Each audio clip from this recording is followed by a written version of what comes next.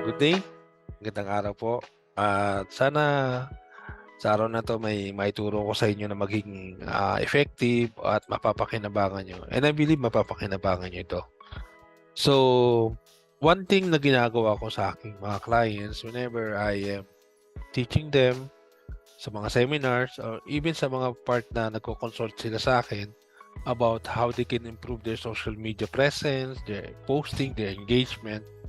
Ang lagi kong sinasabi na hindi ko dapat makalimutan at talagang noted kumbaga, talagang kailangan kong maituro is setting apart.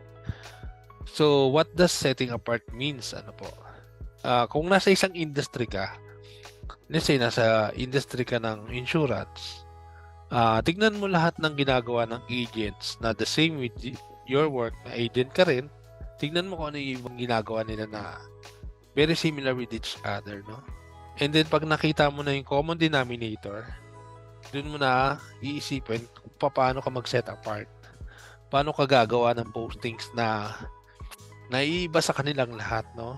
Not necessarily mean na naiibang parang boring, no? Ibig sabihin, naiibang maganda, no? Naiibang approach na magugustuhan ng tao, no? Kasi I will just give you a short example.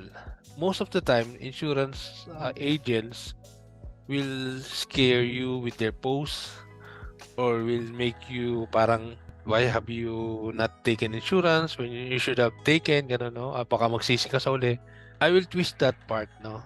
Kung ako sa magiging insurance agent, instead na gawin ko yung pare-parehong nakikita kong ginagawa na yun ng insurance agent, magse-set apart ako. Ang sigurong gagawin ko, mag-i-interview ako ng mga nakakuha na ng insurance and benefited from it, no?